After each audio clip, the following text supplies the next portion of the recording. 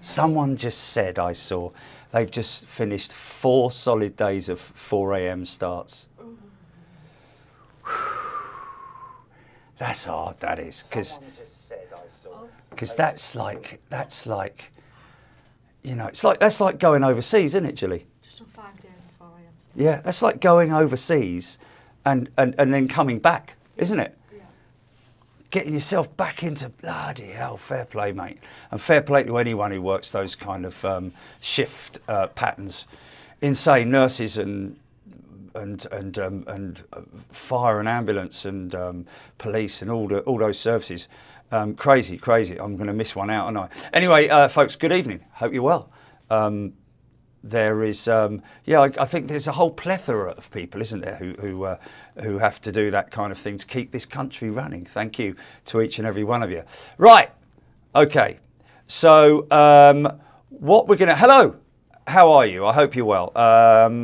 And if anyone asks... no, I'm not going to mention the golf, okay, but I'm not too disappointed in my game, but we didn't do anything in the overalls. But anyway, great to see everybody there. Terry, if you're watching, it was for charity as well. They raised a whole load of money for Born Too Young, I think it is. It's part of the NHS, but yeah, good amount of money raised for them. And talking of raising money, just a little bit of an update on Stephen Luscombe, our dear friend, who was our dear friend, believe it or not, the keyboardist with Blancmange.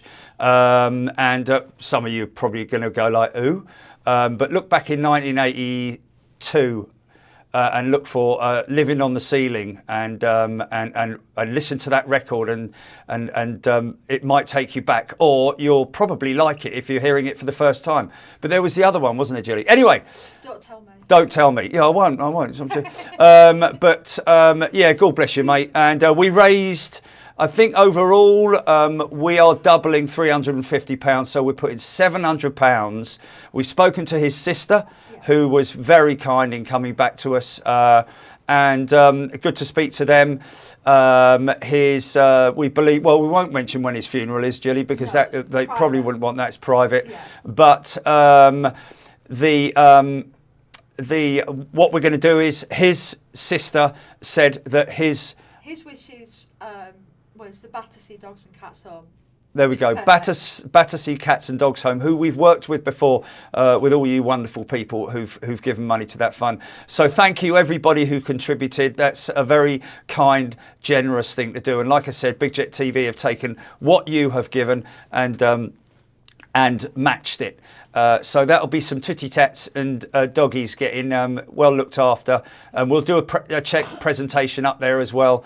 Like we did last time, but that's all fantastic. So thanks everybody. Hope you're all doing well. Had a good week. Have you had a good week? Maybe some people have halfway through it because they're on odd days. That's the way the old industry works, isn't it? So got Gilly by my side in the right hand seat. No, you'd have to go a little bit. Oh no, did you do the finger of doom there? Okay, yes. Yes, so a good week all in all, a productive week on Big Jet TV, and new things happening in the future which we're working towards as well, and a big shout out as well to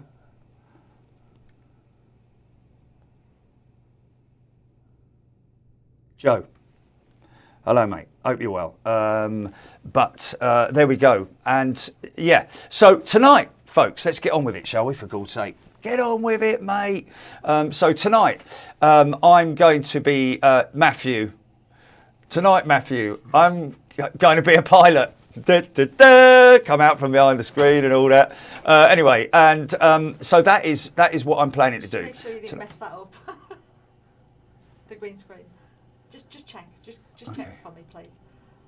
Yeah, we're all right. There's Narnia there, isn't it? Yes, I was just making sure Narnia was closed again. We didn't want anybody falling out. Okay, so what we are going to do tonight, folks, is I'm just going to do a little refresher. And hello to everybody, by the way. Catherine Apps is a returning member. Welcome back, Catherine. Hello, everybody. It's too many of you guys to say hello to individually, but to all you 522 people who are watching right now. Can I just say something really quickly? Sorry, there's a question there. Rainy Day Rose is saying, is it too late to donate? No, but can I suggest they go directly to the Battersea Yes. Dogs and Cats Yes. and make a donation?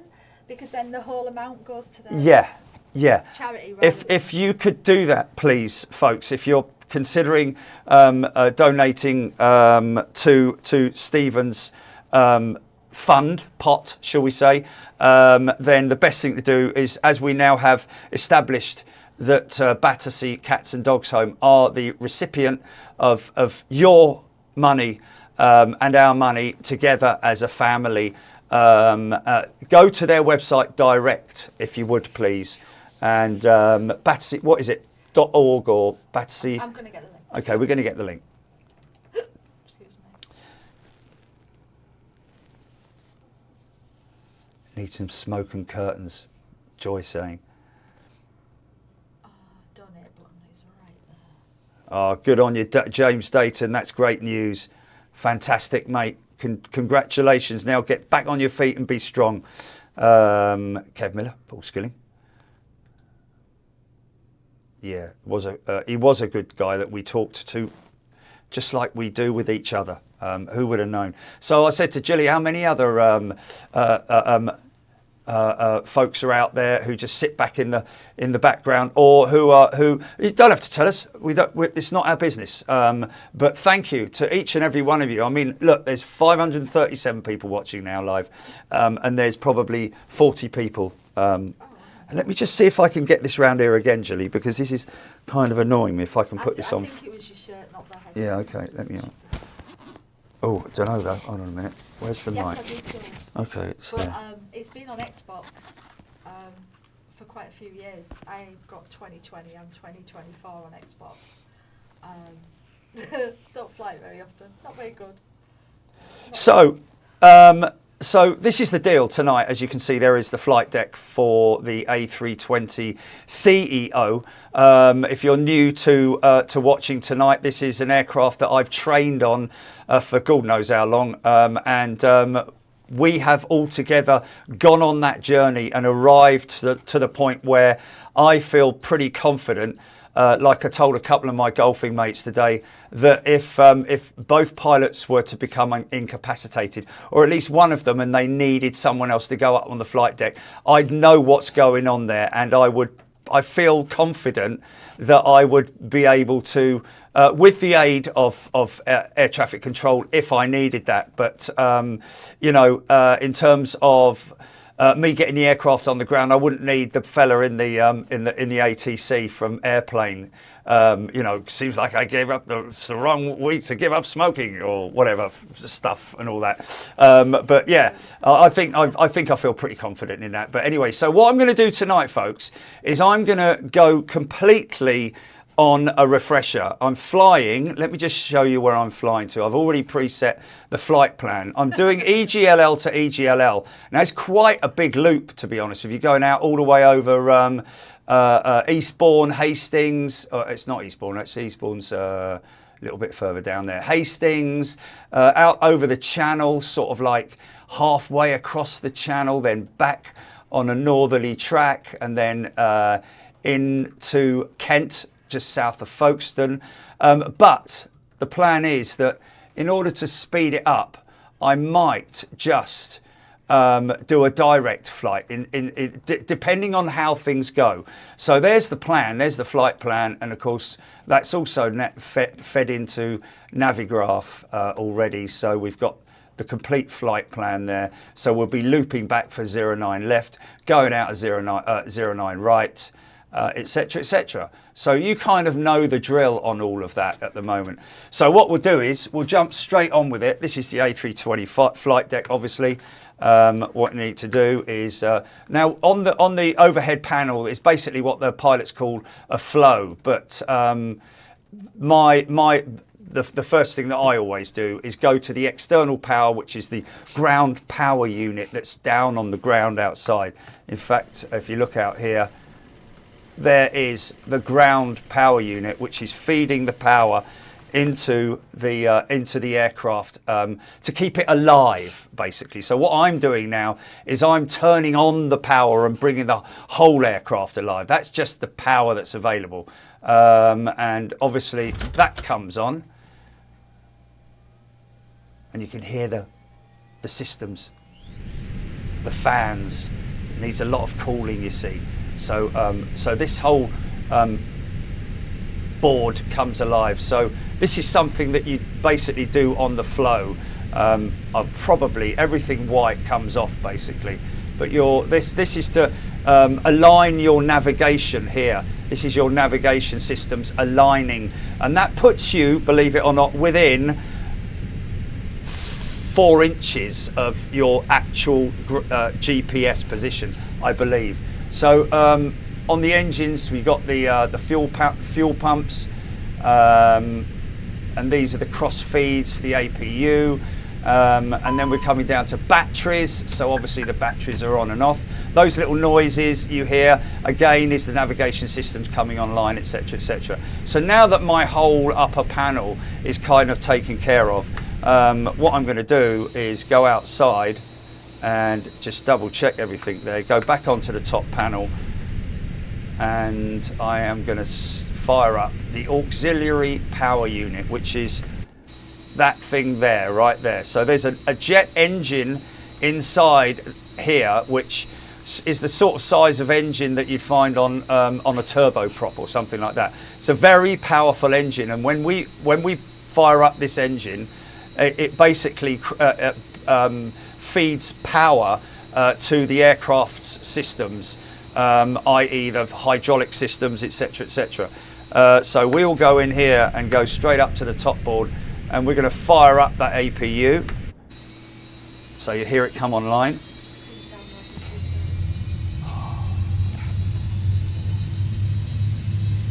Can't do it on that screen.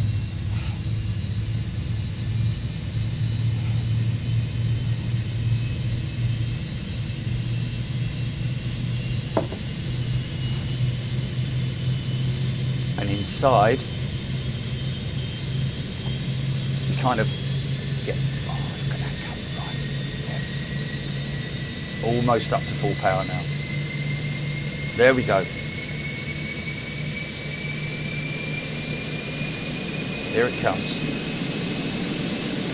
And that's the sound when you doing the walk around underneath the APU. It's like that, very, very noisy.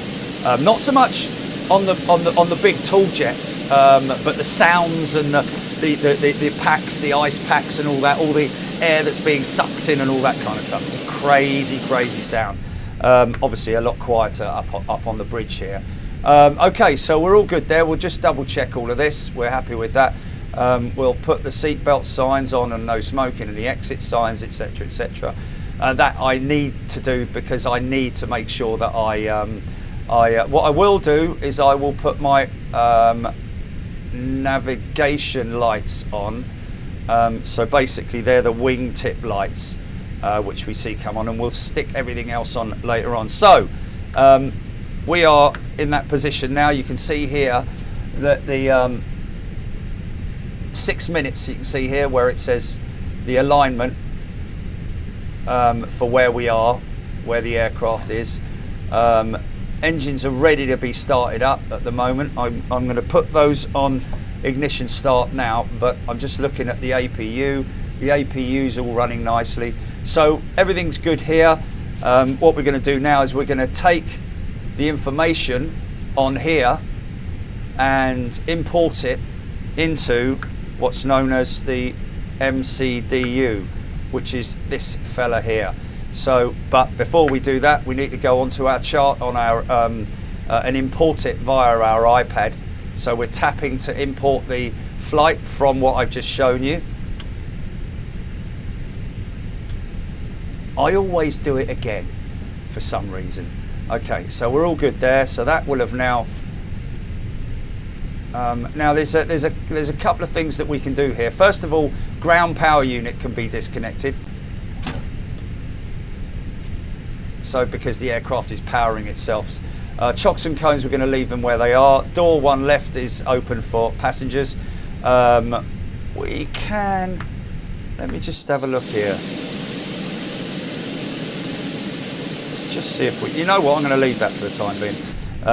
Just because I don't want to mess the system up. Right, mass and balance. Now this is loading the aircraft, fueling it, and also all the luggage, any cargo, and the passengers, of course. So everything there, we can load the aircraft.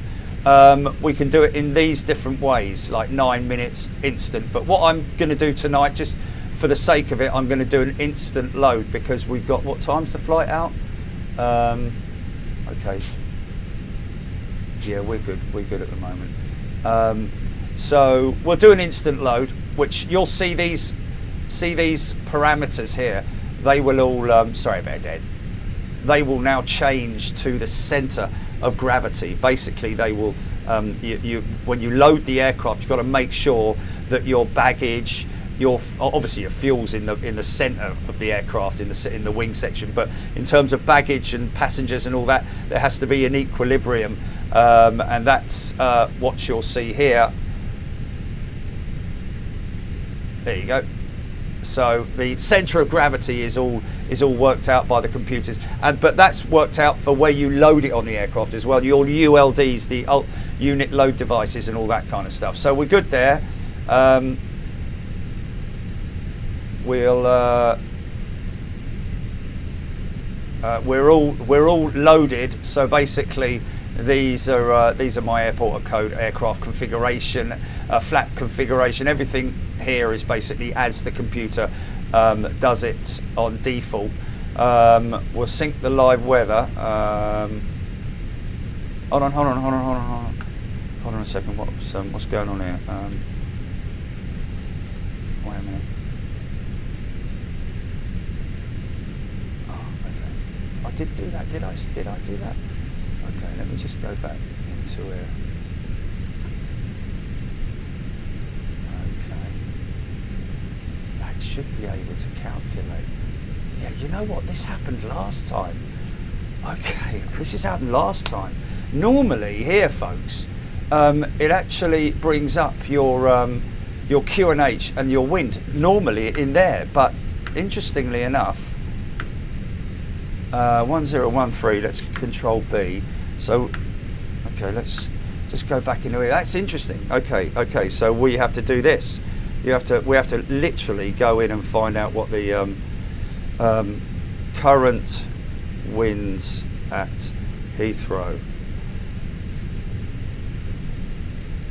Okay, we need METAR, don't we?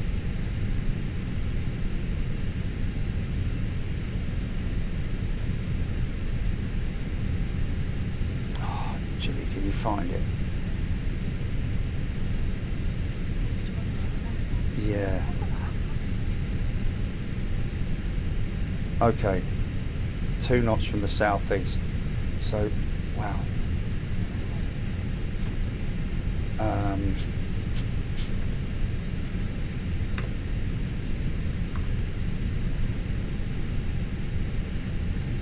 what direction? 140, yeah. Thank you. Okay, now interesting, QNH at the moment is showing 1021. Okay. Oh. No, is that? Wait a minute. The wind is 2 knots. 140.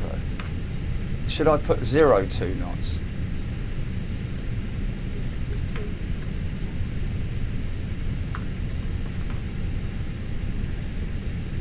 No.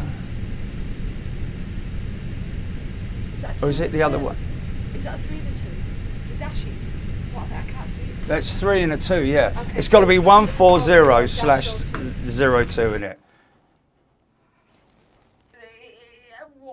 Wait, what? Just click on resume. Click on resume. Still not working. There you go.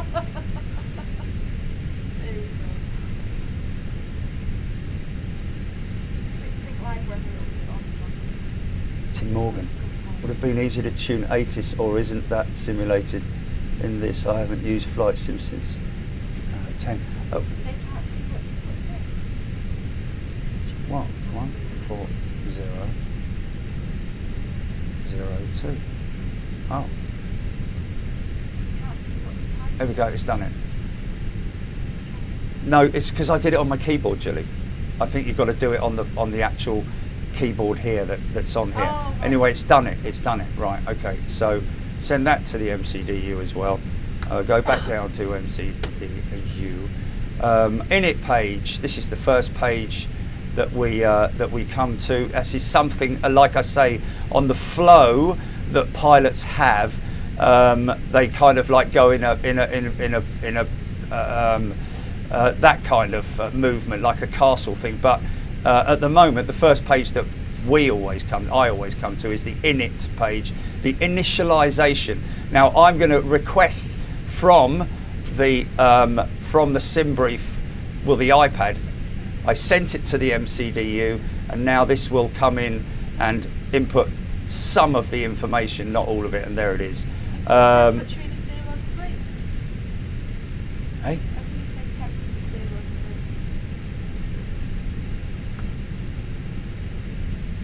Oh, 142 mile an hour. Oh, is that the wind? Temperature's an expression. Oh, they said, yeah. Oh, didn't put the temperature on. That's what they should have said. They did. Temperature's 0. And what is the temp? Okay, 23. No, 13. 13 Oh. centigrade. Could we do it in here, because otherwise it might have a... Okay, so that's giving me these numbers here, folks, when you were calculating everything in here. The V1, VR and V2. V2 is basically, V1 is, V2, VR is rotate, and V2 is like you're off the ground sort of thing.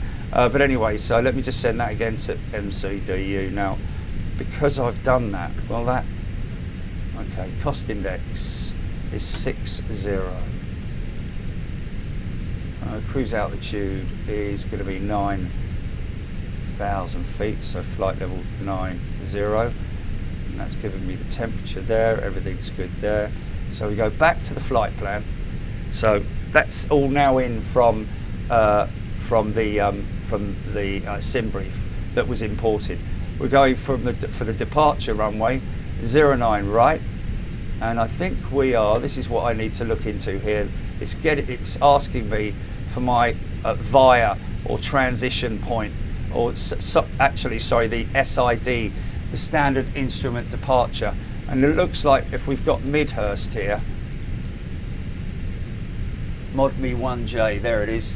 There is the, just to follow this routing here, there's ModMe here. So that's what we're going to select here, and then insert, and that's good, right? So now we come down to the arrival runway, the destination, which it always remains in white. And then we go the arrival runway, which is going to be ILS 09 left.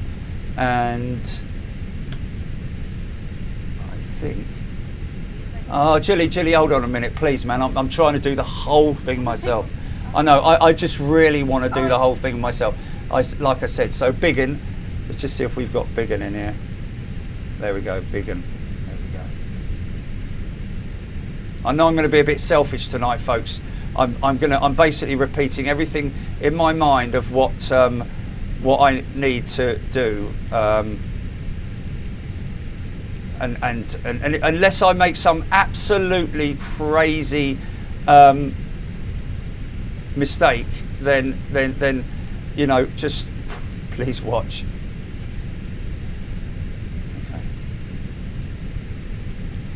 Okay, so that's the end of my flight plan. That's all into the MCDU now.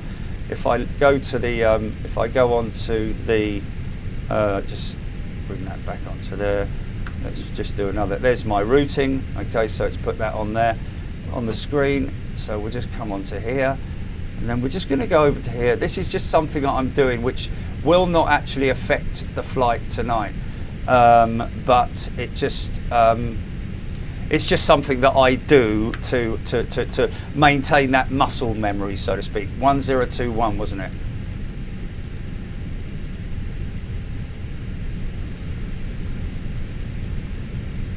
We'll preset 9,000 feet straight into it because we're going to go straight up to it. Both got the dots on there. We're all good there. Everything's fine there. Okay, I think we are. Hold on a minute. Let me just double check here. Everything's good there. Right, I think we are kind of ready to push back. So what we do is let's just see if this works.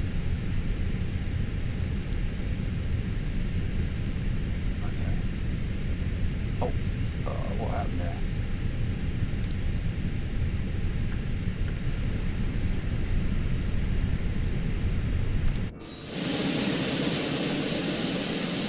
Okay, now this is when I come to my panel here. They're asking for pushback.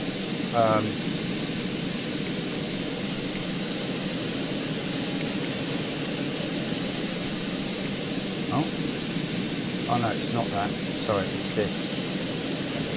Sod off.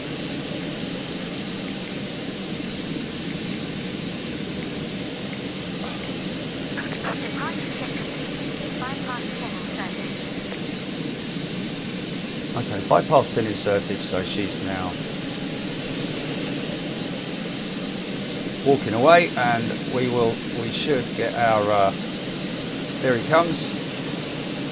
She'll put the bypass pin.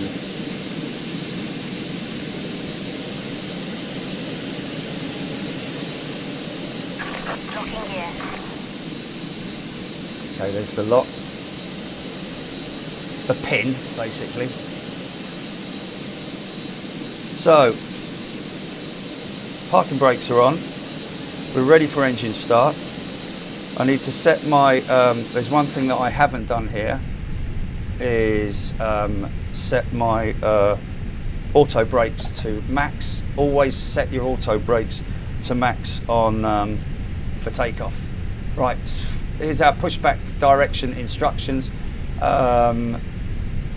Facing southeast along on link 56, parking brakes have now been released. And we're going to start number 1. Now, if you've got a good sound system, folks, I never get bored of this. Never get bored of this sound. Okay, starting number 1. Listen to this. Wait a minute. Need the APU bleed, because that's bleeding air into the engines or into the starter motor. That'll start winding now. Here we go.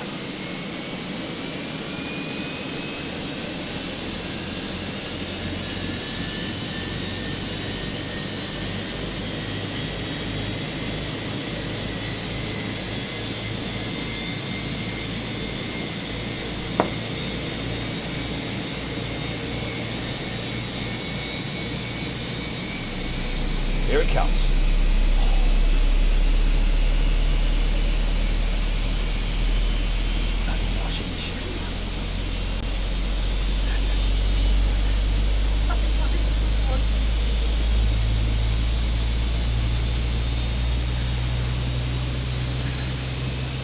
So we can go onto the flight deck.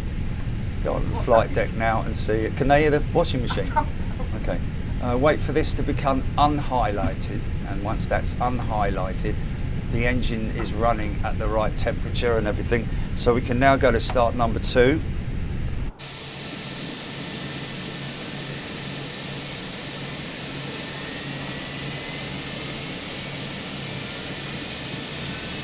Oh, they're not back, are they?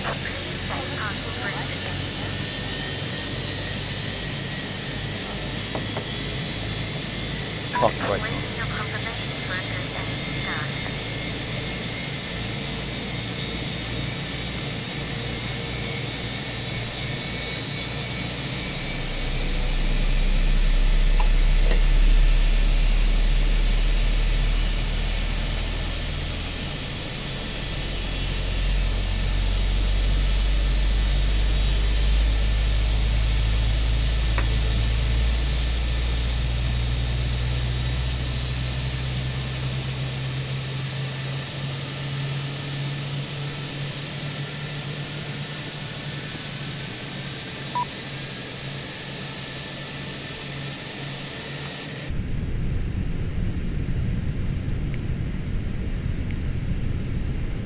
Cockpit to ground. We have a good engine start. You can disconnect. Why do people not like to see the outside and see all this going on? You get to see the aircraft when the flight deck when we're in flight, but at the moment this is all the paraphernalia that comes with it. It's like, I can't understand somebody not wanting to see this. Why do we keep looking outside? Obviously they have a preference to the way they play a game, maybe. I don't know.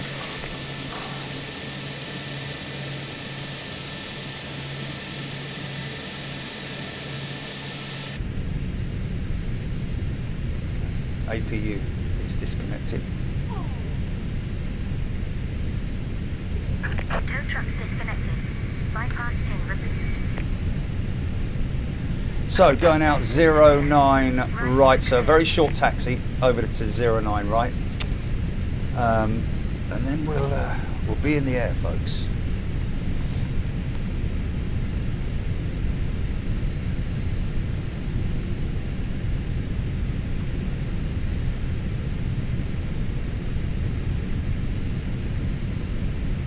There's your pin, thank you.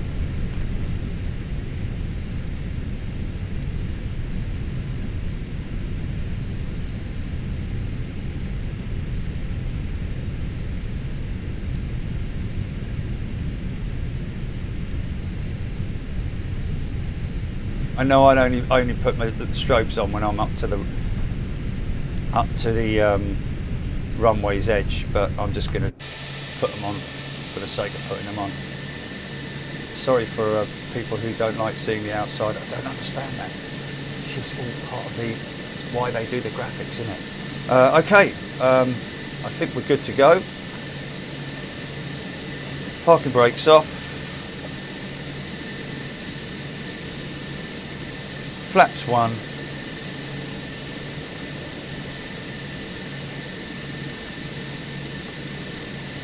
And just to double check that, flaps 1 on there on the screen here, you can see.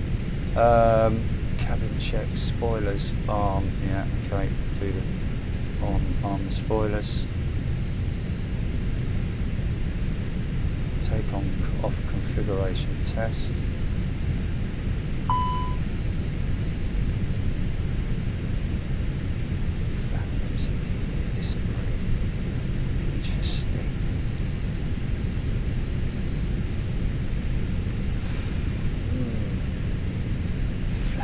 MCDU disagree. Cabin check. Cabin check for what? Okay, anyway.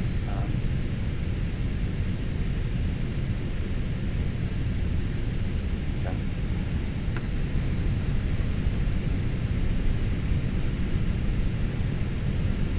I think we're going to go, folks. What's this fella doing there?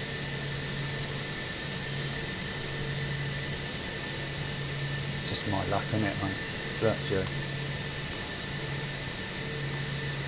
Some blokes.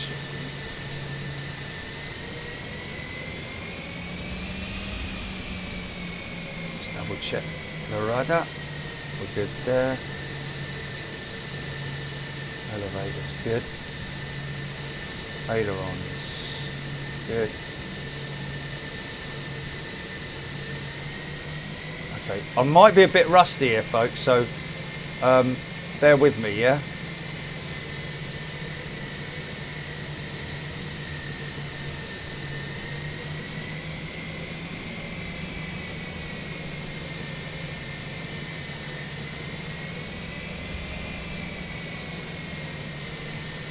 Flaps 2 config has been computed, CMA.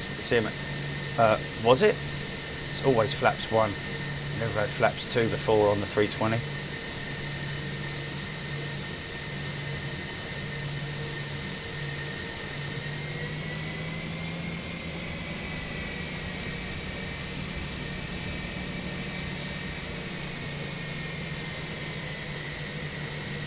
Yeah, but even a good memory, Jilly.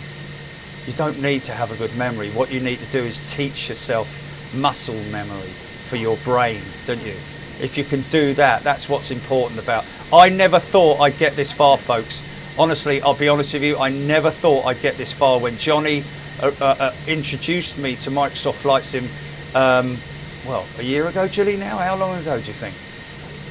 No, it's not even a year. And I was like, man, I'll have a go, you know, but I had to look, you need to go and watch the videos. Well, basically what I'm doing here is, but watch the videos of the A320 Sim Pilot, and just keep doing it over and over and over again. There are segments to it, like cold and dark start, takeoff, setting up the MCDU, descent, landing, all that kind of stuff. You need to go through all of that and just keep doing it and keep doing it. And I'm at that stage now where I think I'm probably going to completely mess it up tonight. But anyway, we'll see how we go. So, like I say, there is an option. There is an option to do what's called to go direct, instead of is to make a deviation basically from your pre-planned route.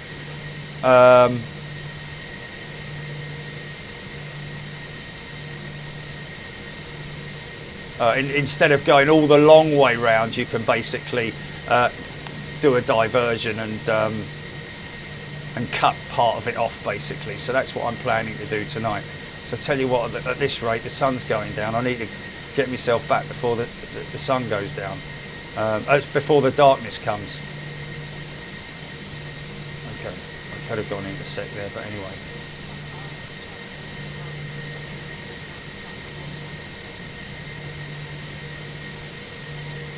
What about it?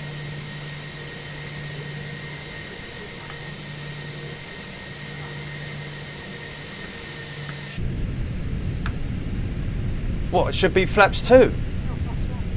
I did, I've said flaps 1. Someone said just now, you should be at flaps 2 for takeoff. Yeah, you never put your flap configuration in the McDo. Comes off a sim brief, doesn't it? Off of the iPad. It automatically sets it up. Look, let me show you. Hold on a minute. Look, in here.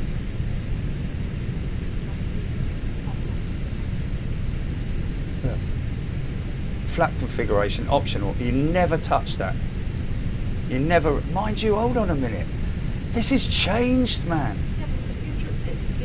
So this needs to be one flap, one at the back and the front flap as well. Interesting. So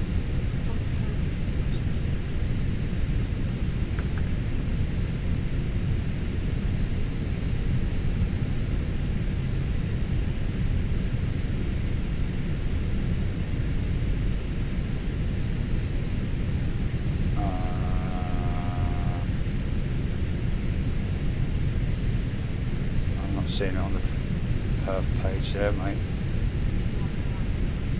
It says what?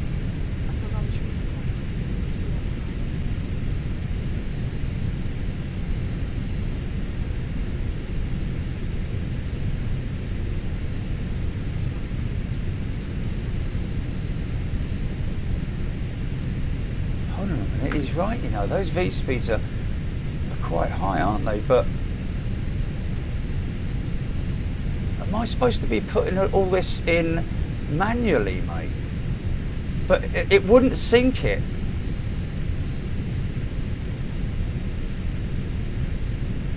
Oh, mate. Oh. Perf, flap / THS, set that to 1. Flap / THS. It is on 1.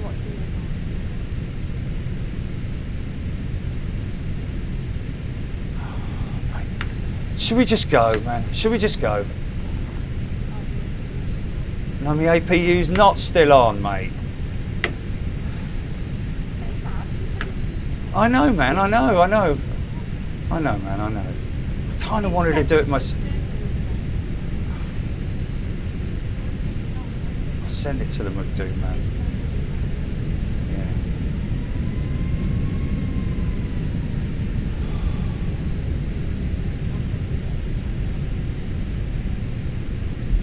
Well, it's still high. It's at 153.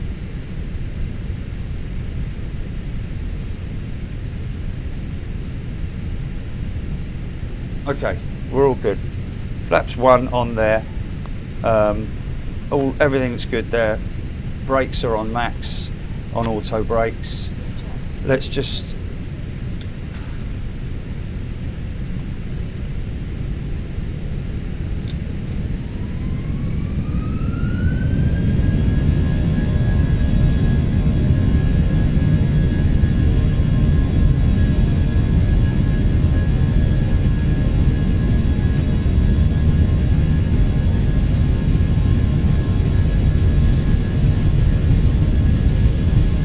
Knots. Still got a long way to go.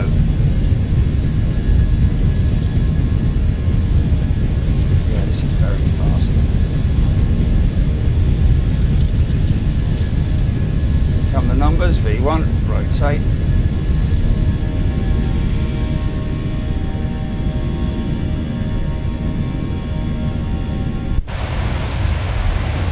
Positive rate, gear up.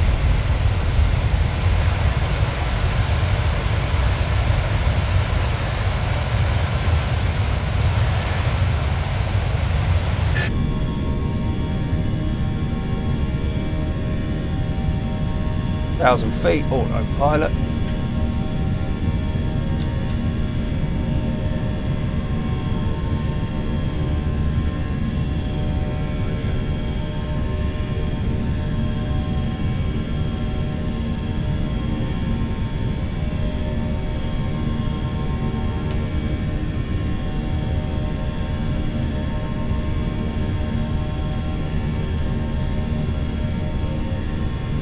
So now what has happened here as well is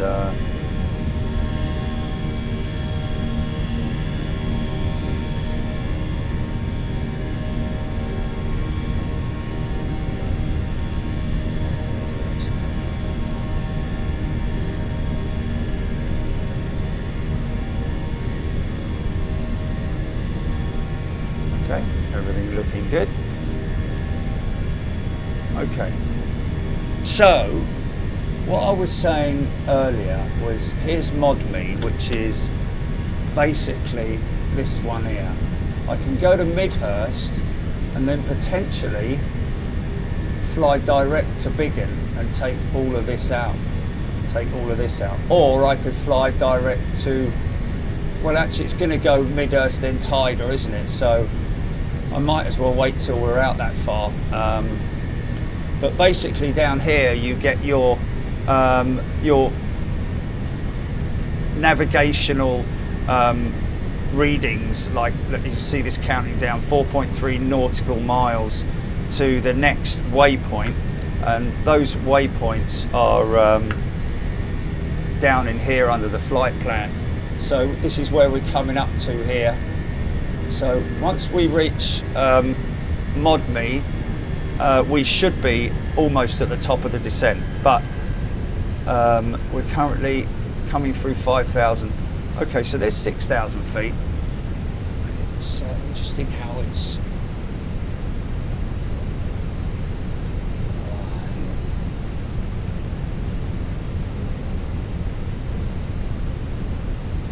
okay, that's all right on the numbers, isn't it? So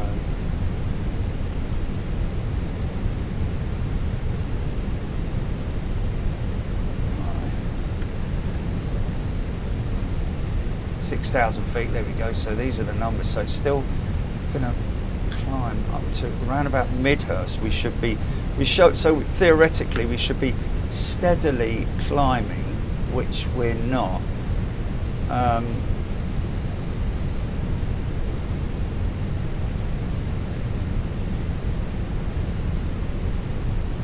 Interesting, because I put 9,000 feet and it's So is it going to climb any more then?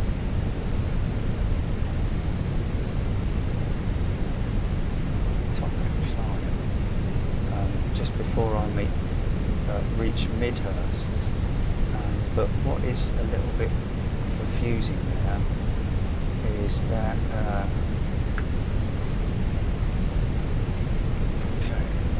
it's kind of staying where it is, but those numbers are good. That the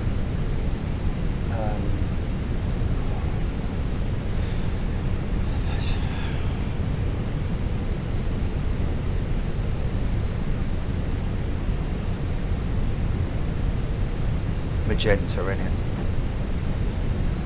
So we just stay on this track for a little bit, even though it says 9. Oh, hello, here we go. Okay, so now it's climbing, it's doing its own thing. That's interesting. Okay, so I've definitely done something right here, I think. But we just want to be aware that watching our altitudes and speeds and staying ahead of the aircraft, which is really critical. So I just want to see here,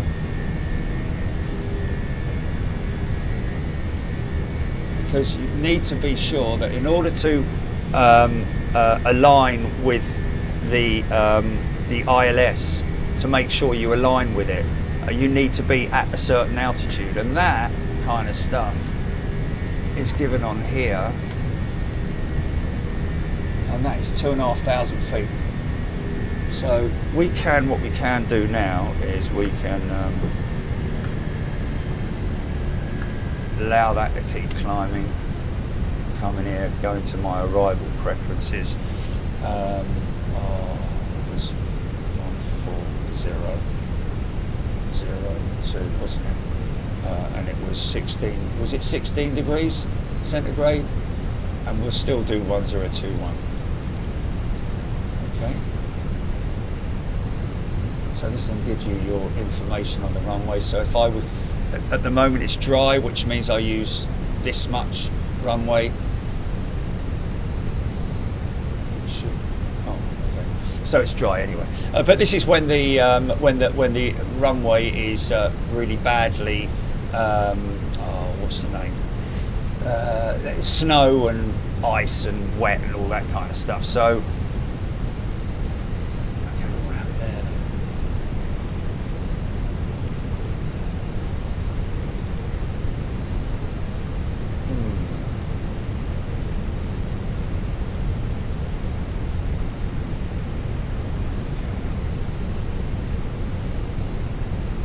Why is it that when I do that, it zeroes it out? I'm going to try this one more time.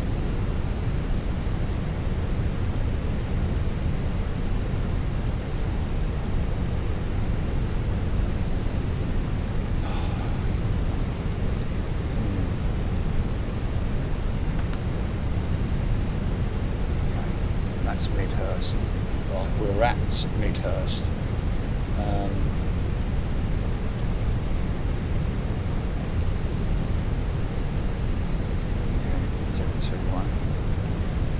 So these are my arrival preferences. Temperature 16. It's 140 at 02. Oh.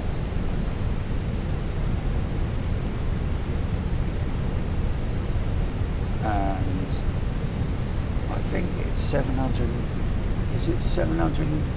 No, 200 something feet. My minimum. Oh, sorry.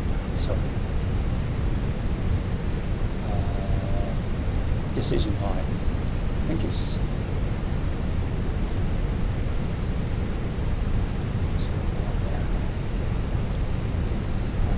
I'm sure it's like 278 feet or something like that. I'm sure it's 278 feet.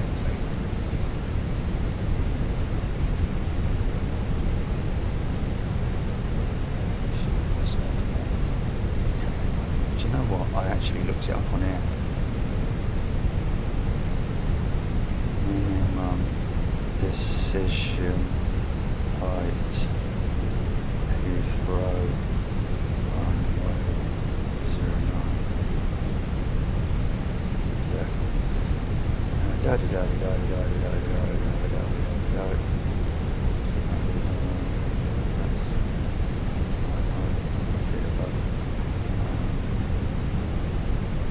Okay, 300.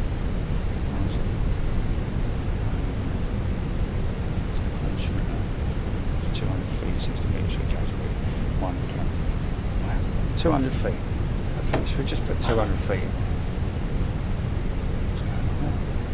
Okay. And that really should be that. Okay, where are we at? We're at Sandy. Shandy. With Shandy. Sorry. So let's just check our altitude. We are at 9,000 feet. Shut up, Jim. Oh my God. X. Okay, let me just have a look on here and look, see if I can find. Okay. Oh, we're at Sandy already. Blimey, we're already down here. Flipping heck. Okay, so X is.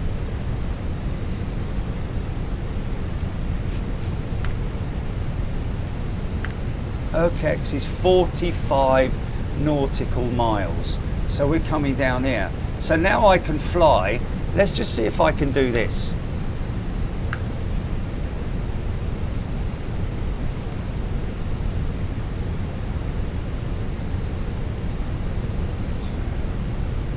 Can't do that.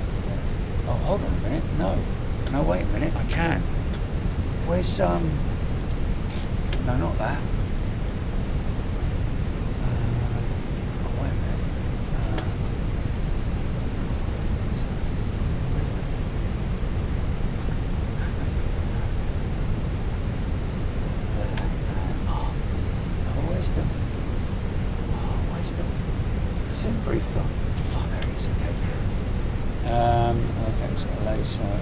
So we can put ETVAX. Can we do ETVAX? Right, put that in as a waypoint.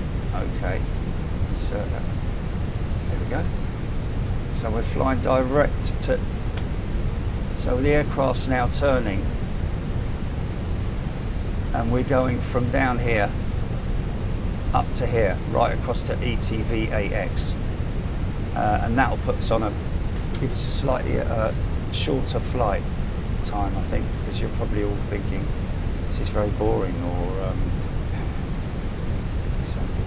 Okay, so what I'm going to do now, though, folks, I'm going to bring myself down to 6,000 feet. Oh, mind that.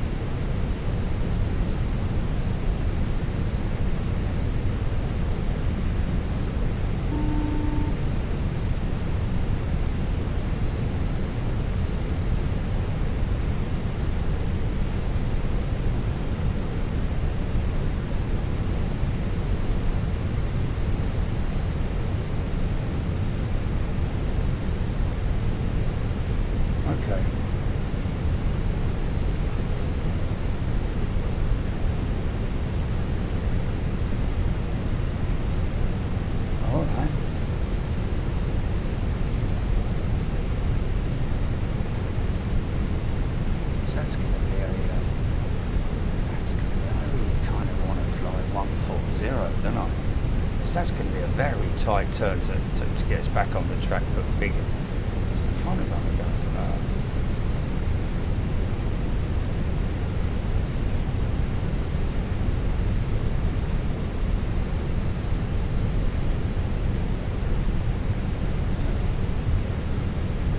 You can see it changing here on the screen, here, folks.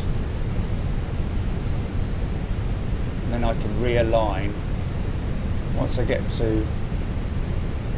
So basically, instead of going tight like that, I'm sort of like coming out here so that I can go around like that. Well, that's the plan anyway. In fact, I can go a little bit deeper here.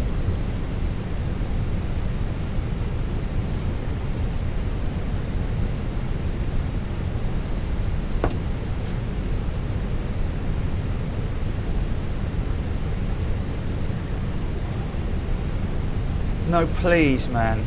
Please let me try and fly it myself, man. Please, Jilly. Stop myself.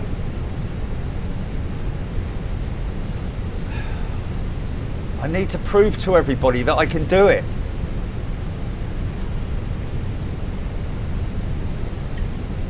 I know it's unconventional. I know there's people who are professional simmers watching, shouting at the screen, for God's sake, man, you're not doing it right, blah, blah, blah. But I'm just kind of, I want to get to that point where I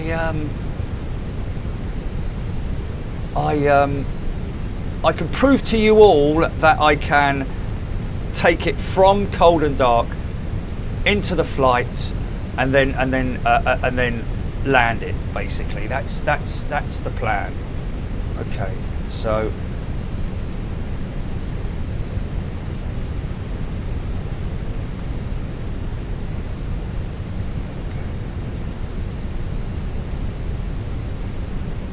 shh.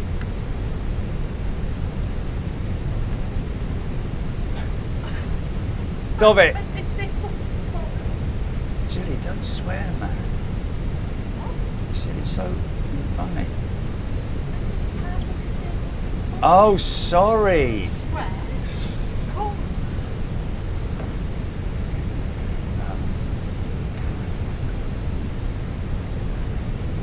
Can I go? Can I do this now? Let's go.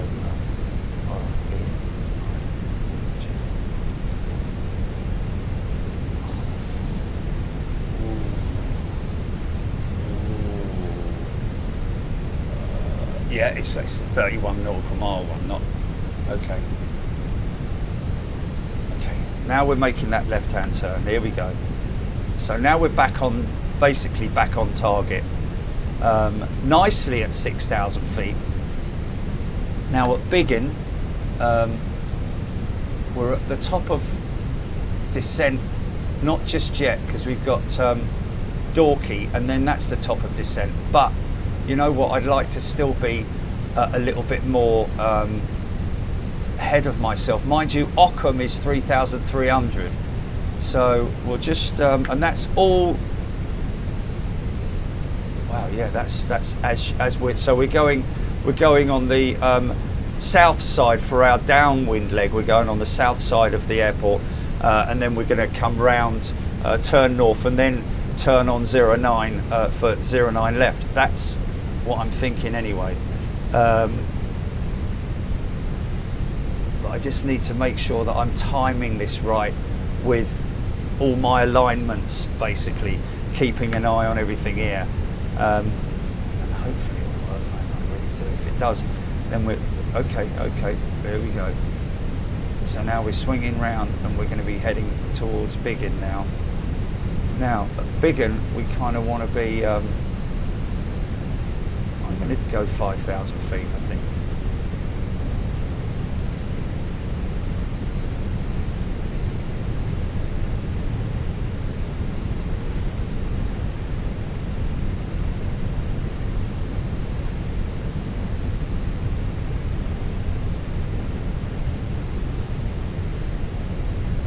Is it safe for Biggin? Flight level 070. Okay, I think that is right there. It's this area here when you get into this kind of stuff here, CF09 left and that FF09 left, that final phase perhaps for 09 left, 2,500 feet. So our final phase, so if we go into here,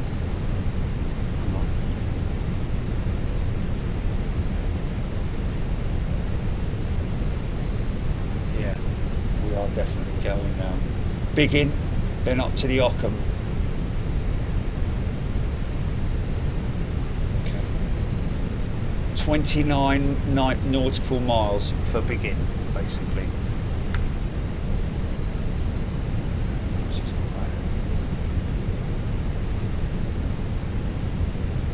Certain things I need to remember as well when we're on those final approach. 28 nautical miles, beautiful sunset. Everything's looking good, flying nice and straight.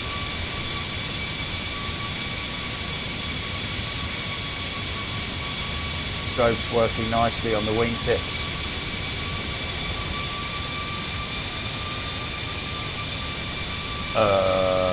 Nobody on the flight deck.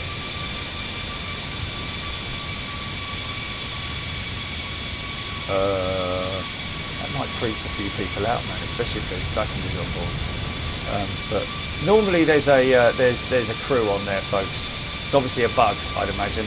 Hopefully that's the only bug that I'm going to get anyway.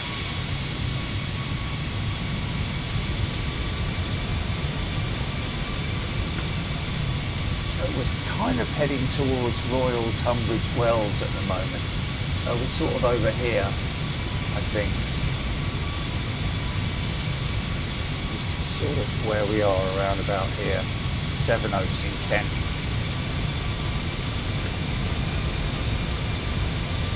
Oh.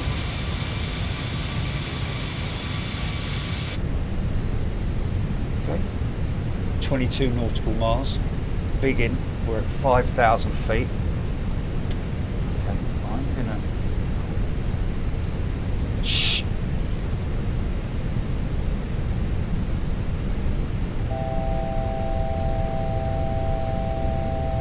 really like that, did it? I think we're a little bit early to do that. It's just there's flashing ST standard on there. Read all about it! Okay, just carry on as you are, mate. Carry on as you are. Going to turn left for Dorky. Now when you're at Dorky, no jokes please,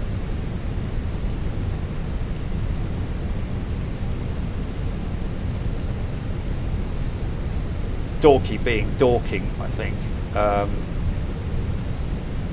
That was supposed to be the top of descent, so I should still be at 9,000 feet at the moment, but I'm just being a little bit sort of like over safety conscious in terms of my altitude,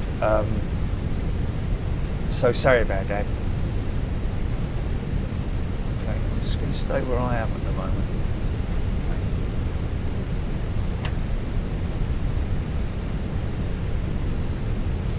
In the meantime, Jilly, the gentleman who purchased the Just Fly It shirt. Oh, sorry. My apologies, madam. But we've had to make some changes to the design, and this is what we've come up with. And is she going to get this one, Jilly? So I hope she likes it. And here it is, here, folks. If you remember, there was a sort of like a tick there, wasn't there, Jilly? Which has now been. Yeah. Software was flagging out. Yeah. No matter what shape. How very clever indeed. But anyway, we've changed it, and I actually prefer that to the tick. To be perfectly honest with you, 12 nautical miles to Biggin. Oh, sorry.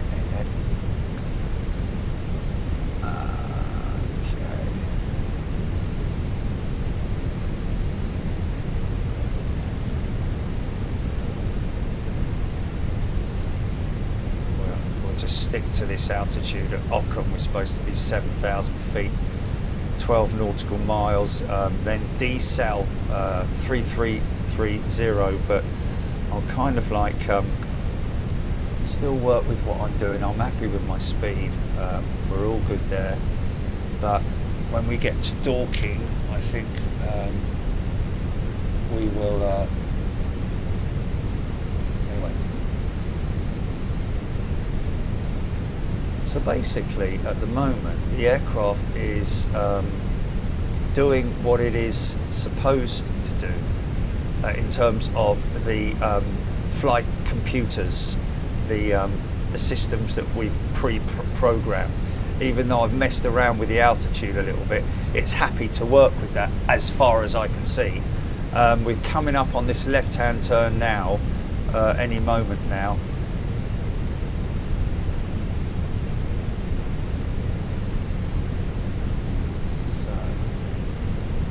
So there's the Occam hold. If we were told that you need to hold in the Occam, on the MCDU there is the option to select hold, and then it gives you your direction, whether you're clockwise or anti-clockwise. How many, if they say can you do 2 loops in the Occam hold, they'll give you basically programming to do 2 loops, and it will just do that, and then you can exit. If they say exit now, you can immediately get out of it if you want to, and it will bring it back into line, I think. So here comes that turn now towards Dorking, still at 5,000 feet, all good there.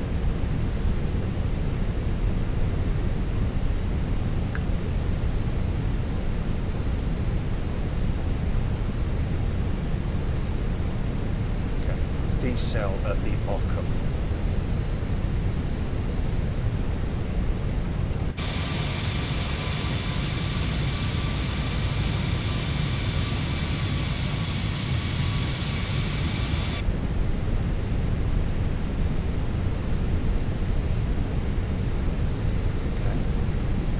Now these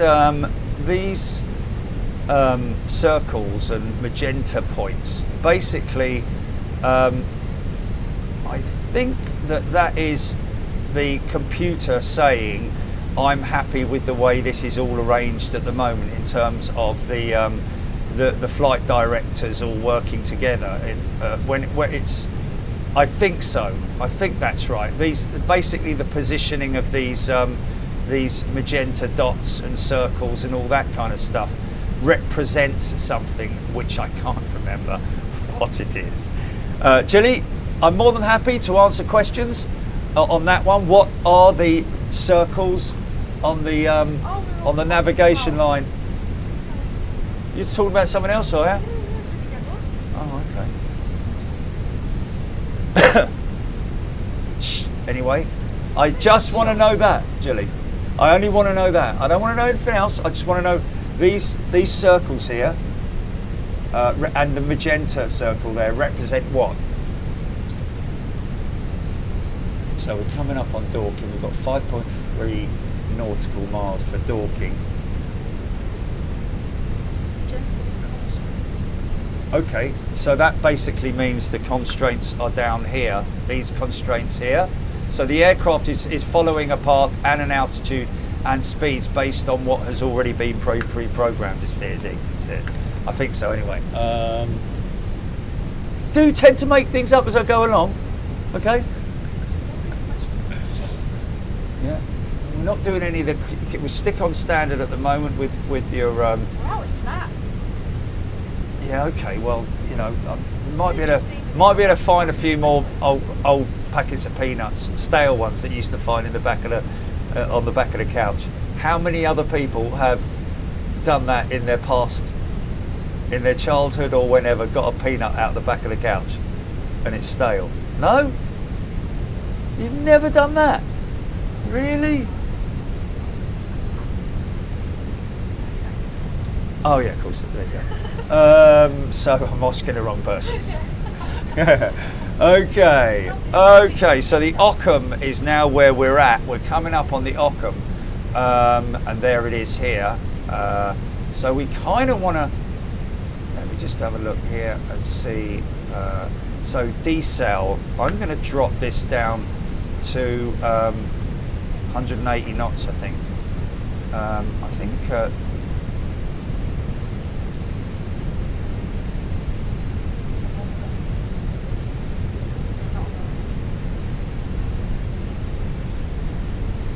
About what? Oh, okay, brilliant. Okay, fair enough. So now you can see the aircraft making those adjustments over here on the left-hand side. So it will fly to that number, and it will probably stay within these two boxes here. They will just slowly deplete. Or will they? One's going past the other one, isn't it? Still at 5,000. You know what I'm going to do though? I'm going to just have a look and see what our altitude around there should be. 3,000. Okay. So I'm going to drop to 3,000.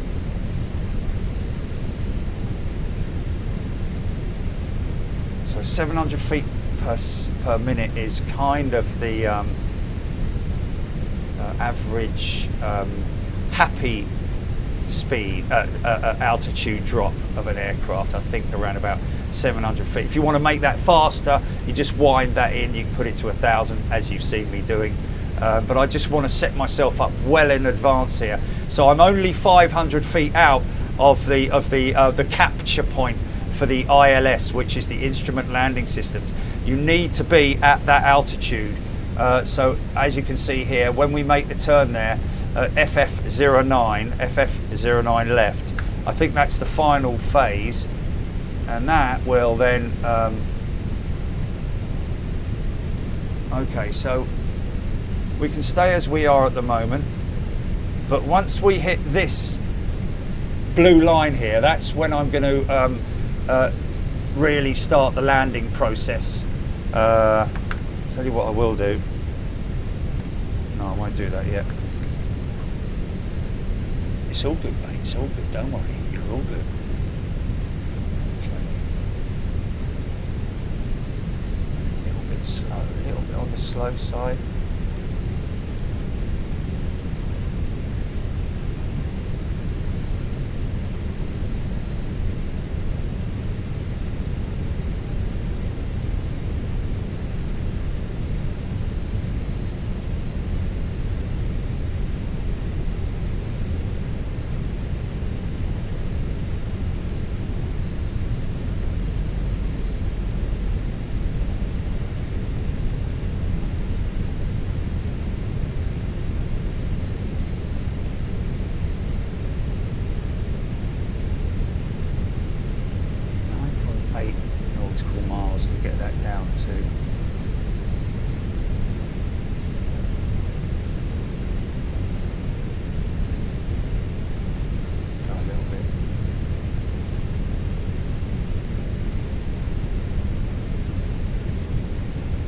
Around here, you can see here, this is where I need to be at 2,500, because basically it's the instrument landing system, the airports.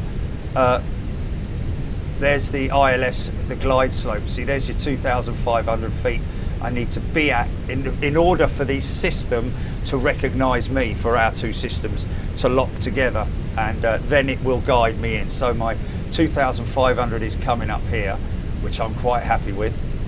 But once that is at that point, I think I might be able to go. 2,500. Yeah, I'm very early. I'm very early, but you know what? I don't care. Oh no, didn't like that. Just take that off for that one then.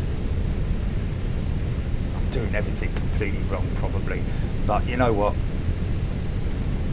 It is what it is. Okay, 5.4 nautical miles.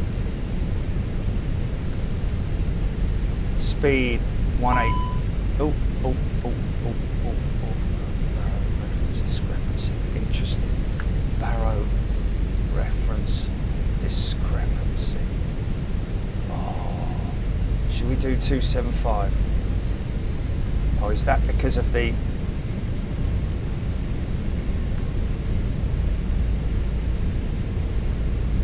Here we go. Oh, I don't need this now.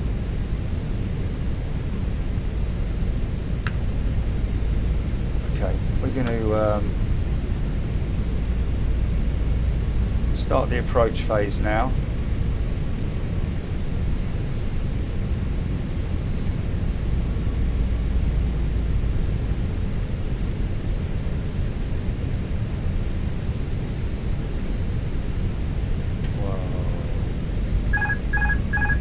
Yeah, speed. Speed.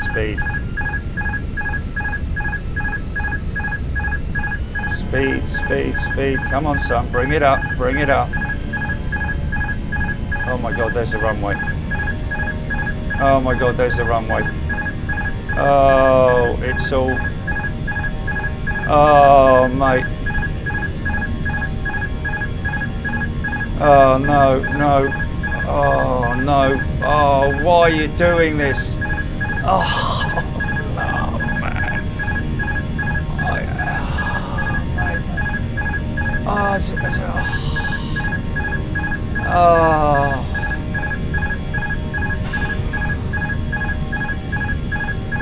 Mate,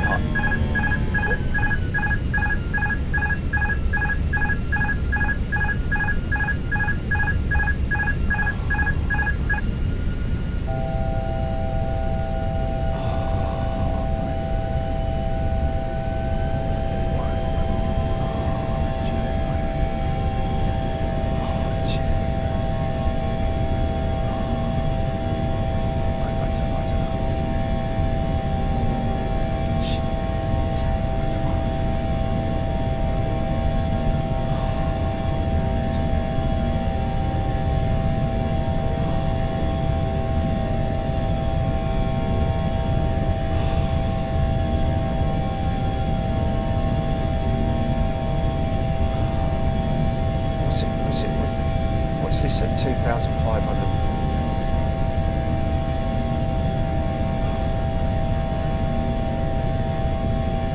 Oh, Julie. Everything was just fine. Everything was fine, man.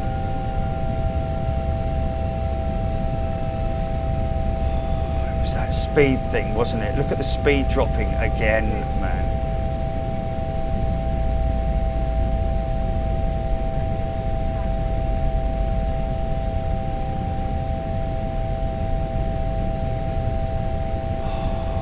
Why don't I listen to people? Why don't I listen to people, man? I did want to do it myself, man. It's difficult when I'm doing this, and it's just I've.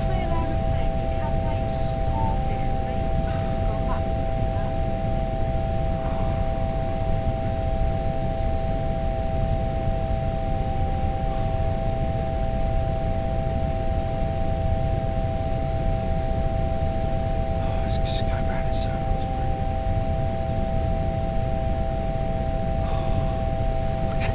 Look, Jilly. It's not moving. It's not moving. It's the water bottle. Oh, mate. This is where I want. Oh, you see, this is what. Oh, it's just not working, is it? Oh, mate. I'm a little bit disappointed, man, as probably everybody else is as well. For God's sake, man. I mean, I'm not even going to do this. This is ridiculous. It's a two-person cockpit for a reason, Jerry. You have a 500-person cockpit. Actually, it's like 900-person cockpit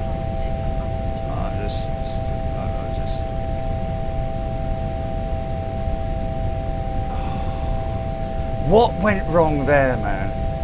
I wasn't ahead of myself enough. Somebody said, you've got to do something, it's vital, and I put my arm up to tell you, but you just did not.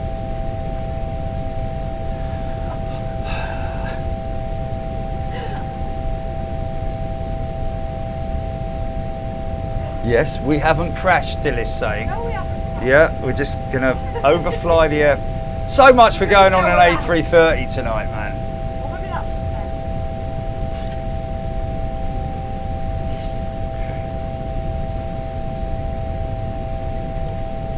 What telling it wasn't flat cockpit.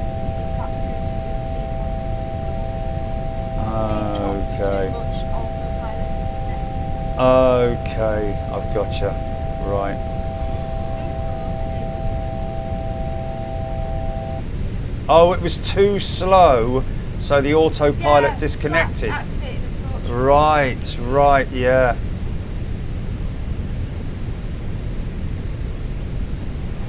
It's a game now, but it's a bit of fun. No, it's not. Yeah, but you're not going to learn to fly for real.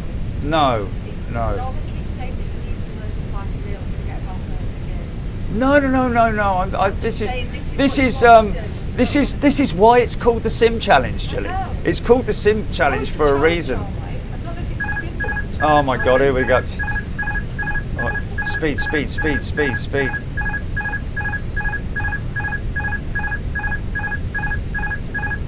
2,500. Okay. What went wrong?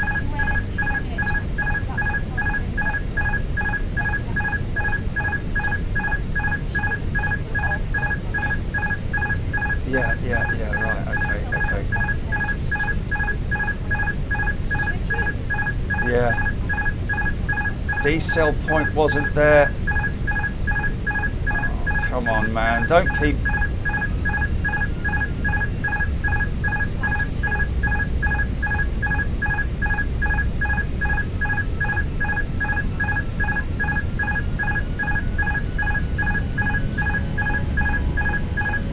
Mate, stop turning that way, son. Oh, mate, what's going on here?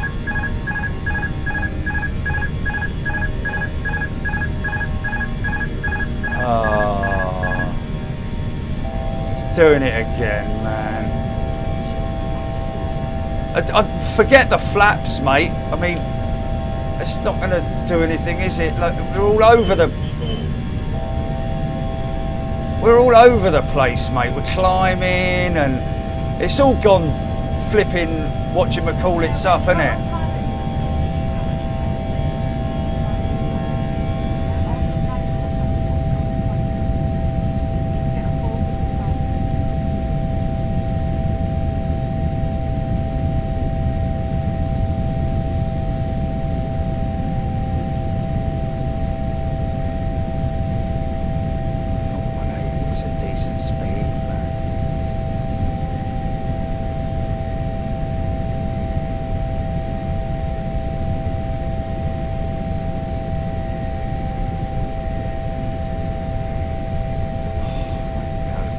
Listen to the speed, look. I can't put flaps out. Oh, why is it?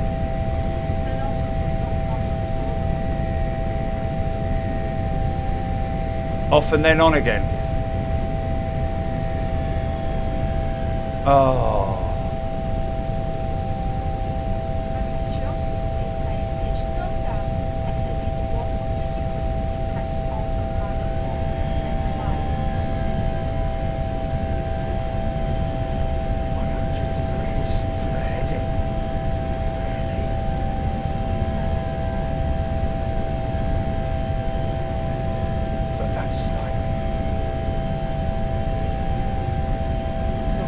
Down here, mate. Why would we want to go all that way out of there? So, why do I want to go all the way out there? The runways are this way here. No, man, I don't want to do that. I'm sorry, man. I don't want to.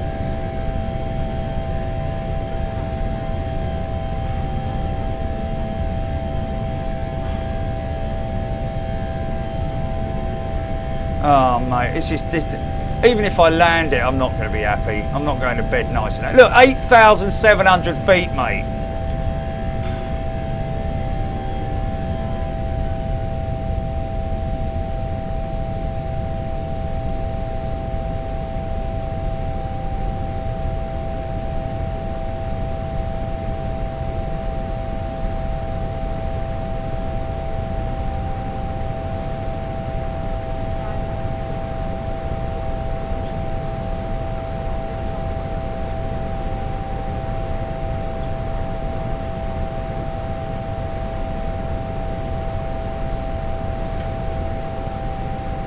Yeah, but autopilot's not going to do any good, is it?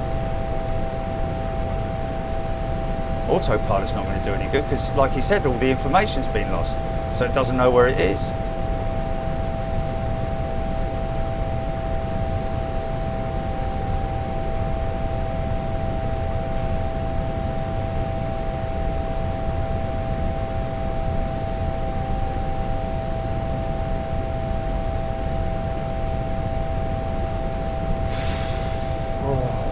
Are we ever going to get this done?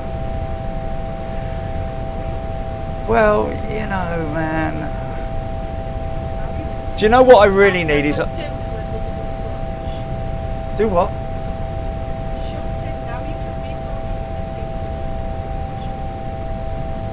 Oh my God, really? What?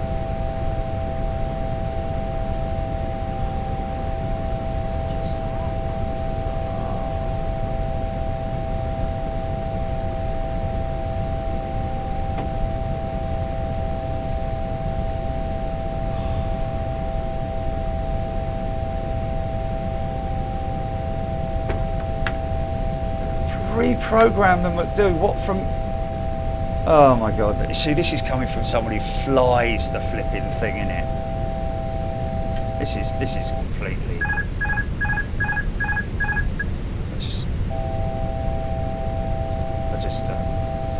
I don't even know where I am. So what were you doing? The lack of What? What tonight? Yeah. No, man. Where was you going? I was going out doing doing a circuit, not of Heathrow, and then coming back to Heathrow.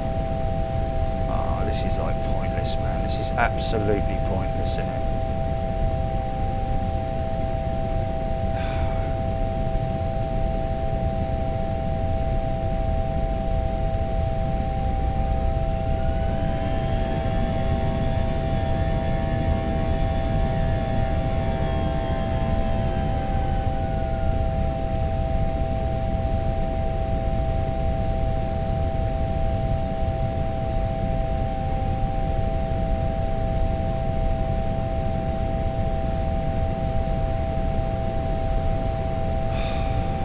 Sync rate.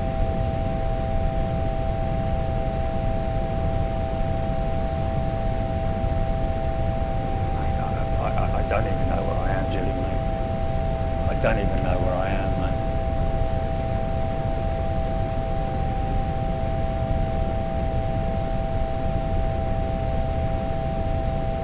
Someone said just now, turn auto frost off.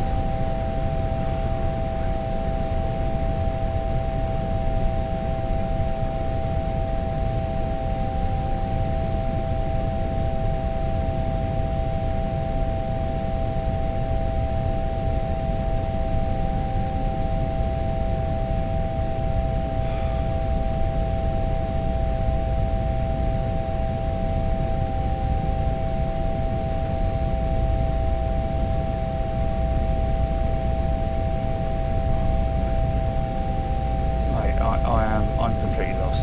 This is the coastline. This is the coastline, mate. Oh, I feel like I let everyone down, man. Ask the passengers, maybe someone can fly a plane. Fair enough, man. Fair enough.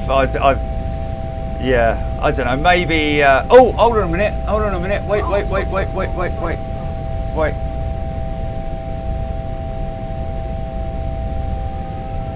Right, okay, so there is EGLL there.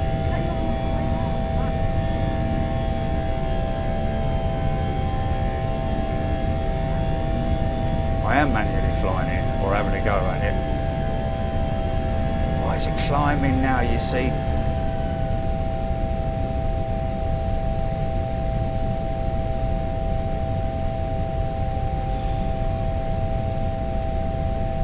What's with the noise?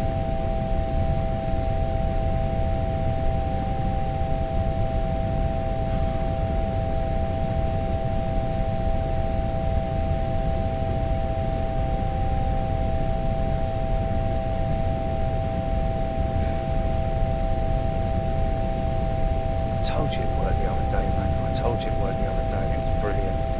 Went really well and everything. Why does it always work when there's no one watching? Because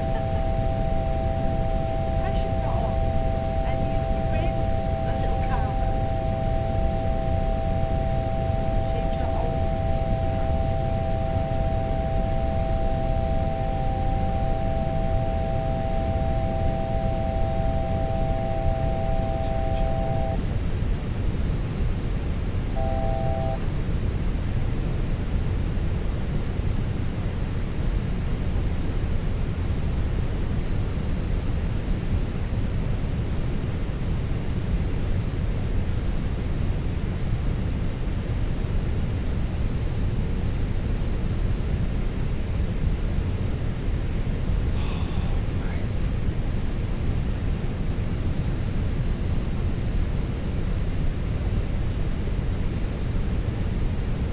Oh, mate.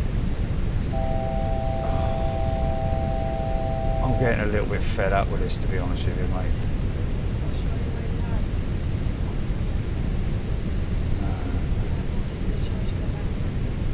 Oh yeah, that was it, wasn't it?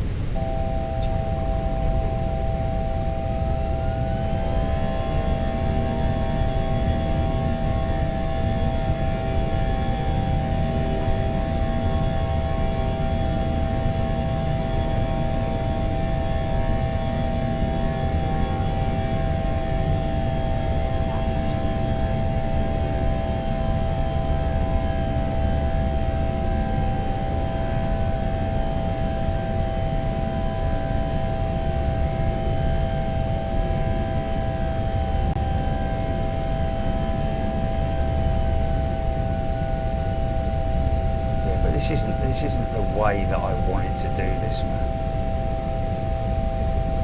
I wanted to do it. Oh, massively disappointed. More so because all these people have put their sort of like faith in me and sort of, not their faith, but you know.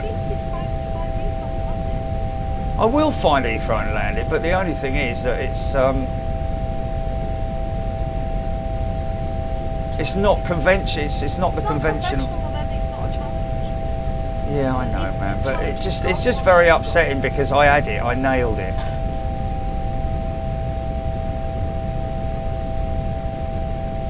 I'd nailed it up to that point, man. And that's the thing, that all the pilots know exactly what, in order to get out of this, what they need to do. And kind of,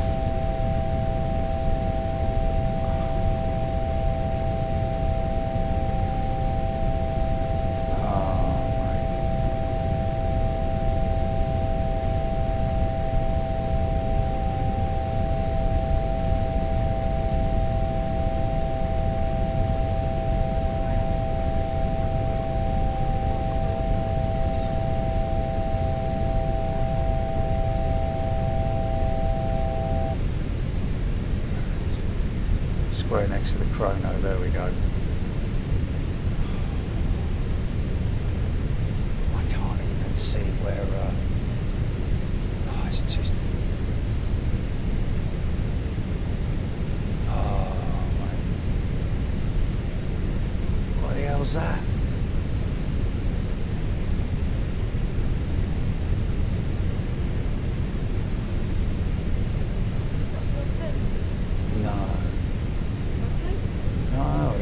No, we're the other side of London, mate. But God knows what that is. Just, oh, shut up, mate.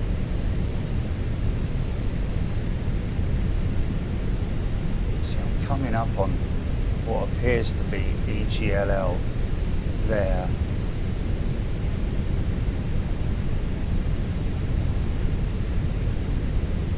Here's the Thames. Interesting. That's interesting.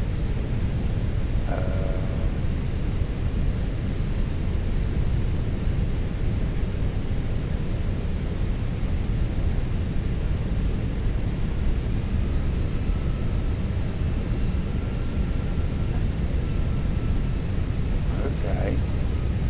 That's definitely the Thames.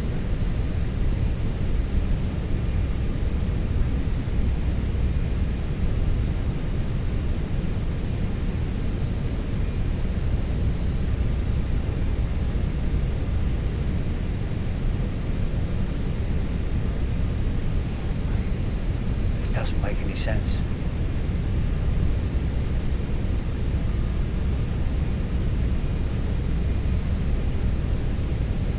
This doesn't make a great deal of sense, mate.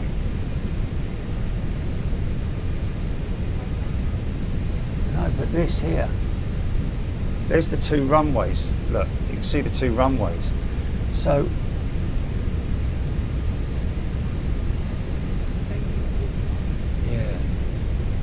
trying to get me bearings in terms of to the right of us, so we're heading up towards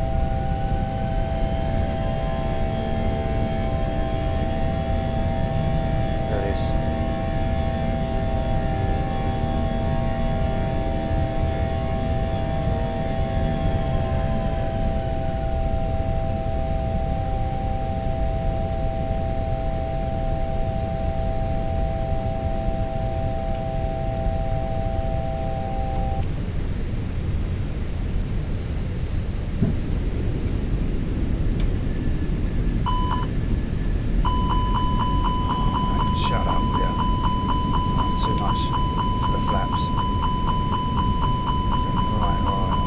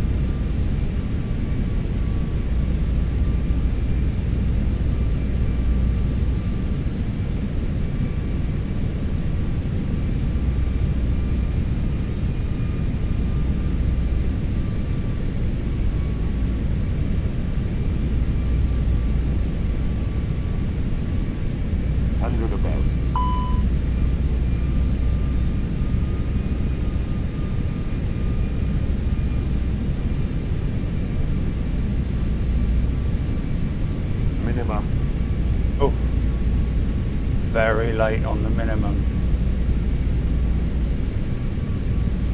100. 50. 30. 20. Retard.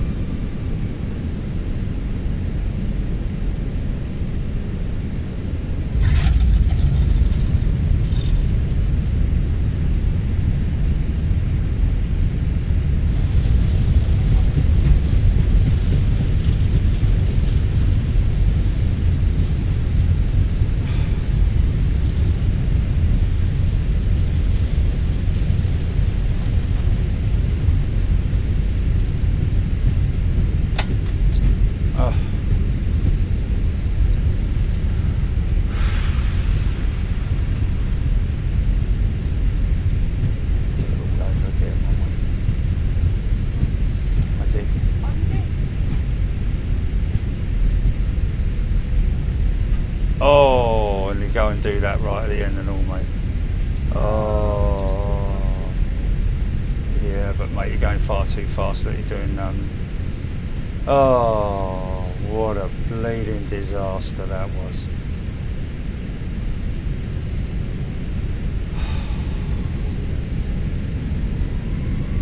Might have to do it again tomorrow night, Julie. I'm sorry, folks, but I might have to do it again tomorrow night. But obviously, with all that info coming from everybody, was like, you know, there's so much information there, and every single part of it valid.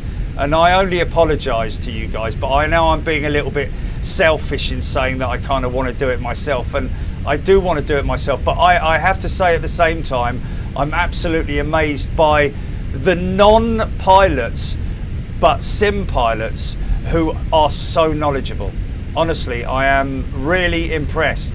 I've got to say, don't get me wrong. I really do appreciate your input and the pilots, of course. But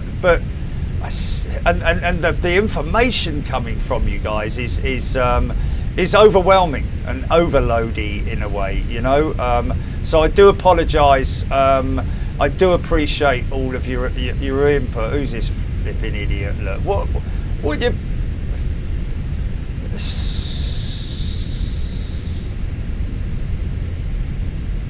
think it was a little mini refueler actually.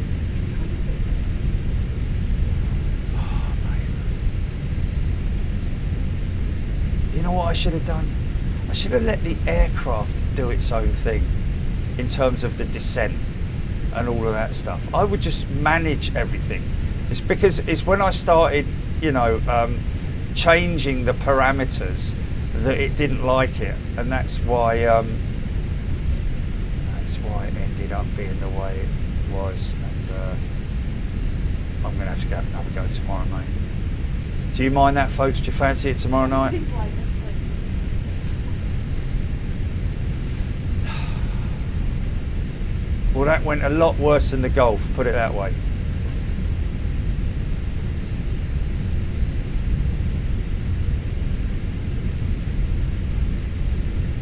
3 weeks since you did that. Yeah, I know. To be fair, the monitor was doing what it was doing before.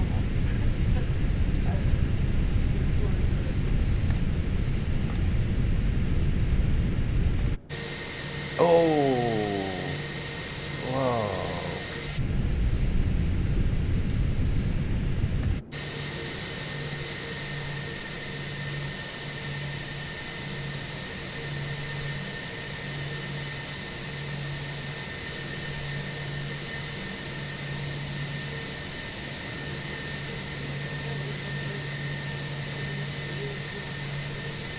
To what?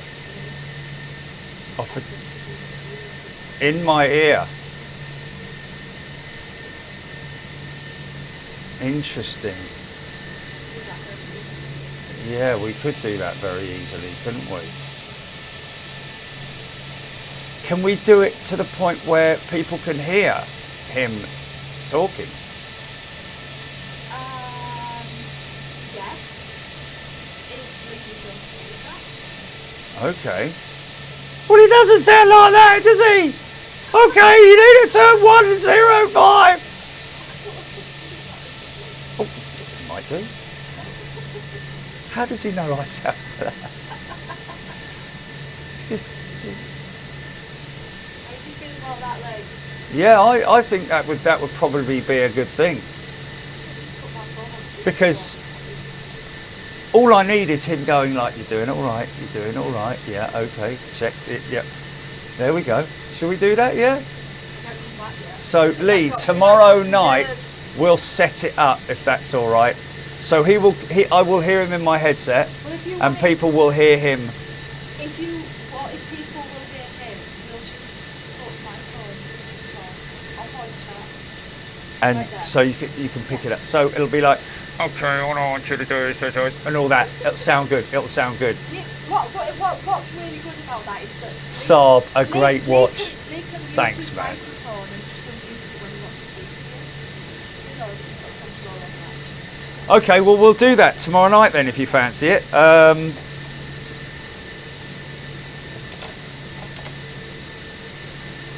Yeah, I will pick my brain about it later on tonight, folks. Though I think one of the main things I did wrong, and anybody could you confirm with me here, was that I first of all went against what the computers were saying to do in terms of staying at 9,000 feet and allowing it to descend, using its constraints and also the speed as well, bringing me into that circuit. And that's when I hit the localiser, and that's when I hit LS and set the aircraft up. Once it's met that 2,500 feet, I just need to keep an eye on it. Is that right? Margaret Burnett, thank you. Raw band, absolute gold, brilliant. Thomas McRae.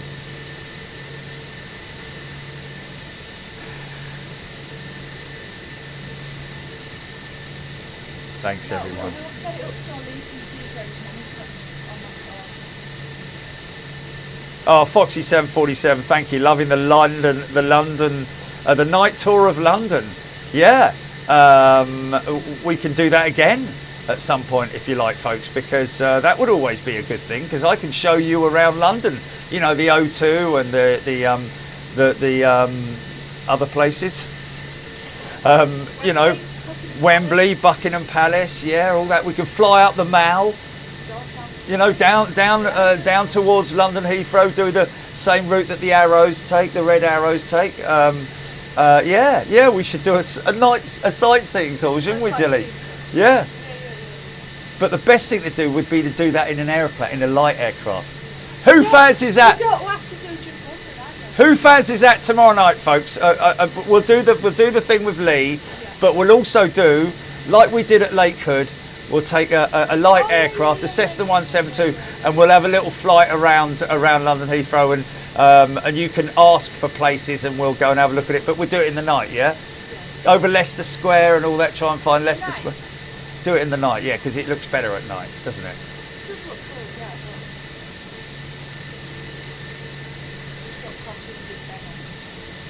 yeah. No, we'll be good. Yeah, sorry, passengers want to get off the plane. Let's just give everybody that opportunity.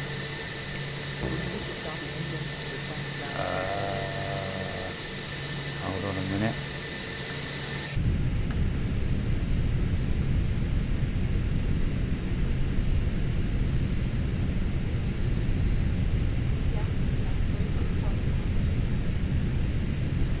The what now? Oh yes. Let's do that now, shall we? Should we do that now? While we're waiting, folks. No.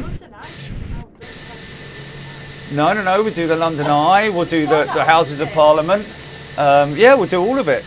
So, can you guys can hear me all right, can't you? While we're out here, let's just shut the aircraft down, shall we? Parking brake set.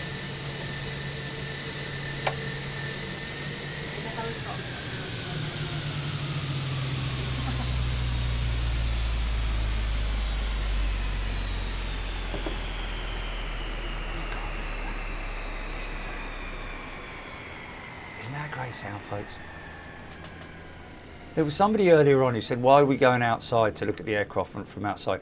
I can understand that some people just like to play the game from the inside, but I love seeing all the scenery and all that kind of stuff and the realism of it. So let's open up some posts, folks. If you want a free sticker, it's not actually a free sticker, is it? Because they have to send a self-addressed stamped envelope. And to our friend out in America, yeah, there was the stickers, but there was somebody from America, wasn't it, Julie, who went into the post office and asked about sending a stamped self-addressed envelope. So that I'll be able to send it back to the United States. It depends on the post office that you go to and how knowledgeable they are, folks, to be honest with you.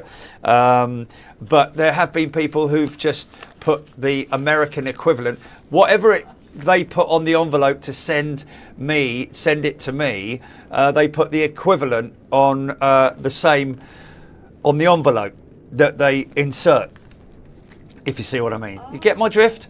Anyway, first one out the box, and this is to Big Jet TV, box 747, 21 Clarence Street, and there's your postcode if you want a free sticker. There is the US Postal Service Global Forever stamp. These stamps are from the United States Postal Service and cover the cost of sending a 1-ounce letter internationally.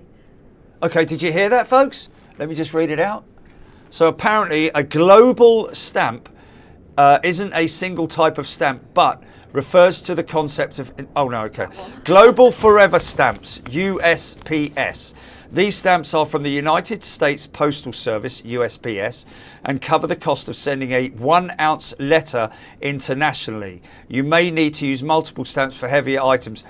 So one USPS Global Forever stamp is what you need if you're requesting it from the United States of America. So this is Mrs. J. Salmon. Oh, there we go. There's a picture of it there, folks. Is that right? Yeah. There you go. That looked like what was on the envelope that time. It does. So, It does actually. Yeah. Mrs. Salmon from Derby, and she writes, "Hi Jerry, I'm an avid fan of yours. Been for about 7 years now. I have to tell you that you are an absolute lifesaver for me. I lost my husband of 58 years to COVID during lockdown. Wasn't allowed to see anyone, not even our 2 sons. Neighbours put food on the doorstep to keep me fed. You and your wonderful garden cam and on your own on your van at Heathrow were my reason for getting out of bed, and I am a real av geek. Love everything about airports and planes, and thanks to you I know much more about those wonderful flying machines. I will become a member when someone can sign me up, as I am a real technophobe, and you are on my list of jobs to be done when my family visit." Yes, but unfortunately the list gets longer with more maintenance jobs to do, etc. Actually getting on a plane this month to Spain, can't wait. That is fantastic, Joe. Thank you so much, and don't feel any pressure. The support of everybody is there, regardless of whether you're a paying member or not. And it's great to have you there. Joe, I'm sure I've seen Joe Salmon's name in there on the chat Yes. at some point. Definitely. Joe Salmon's been, Yeah. chatting around for a long Yeah, for a time. long time. So Joe, thank you. Stickers on their way to you. Really appreciate this one. That that we that seems to be a common trait, doesn't it, Jilly? In terms of people coming up to me, and I had this cyclist come up the other day. I thought I'd cut him up. She's got an orange icon with a J on. That's how I remember people. So here's another one, a sticker request going to Kim McCarthy from Bicester. I think that's Bicester, not Bicester. In Bicester. Kim McCarthy in Bicester. Thank you very much indeed. Sticker on its way to you. This feels like a card. It is a card. And oh, that's hilarious. Except that should say Wednesday. Or Sunday. But this is from Annie and Bill. In the USA. Annie and Bill in the United States of America. They are from New York. Oh, this is the Roblewskis from New York. Hi, Jerry and Jilly. We've been enjoying Big Jet TV subscribers and member since Storm Kiara in 2020. Your shows have helped me, Annie, get over the fear of flying. Actually, you created a monster and turned me into a real av geek. There we go. We'd love a Big Jet TV sticker, preferably the brushed aluminium one if possible. Thank you for keeping aviation enthusiasts the world over entertained. And that's from Annie and Bill. The horses know it's Thursday because everyone is flying for the big stakes race weekend in a horse racing fan. Okay, so that's really nice of you. Thank you so much, guys.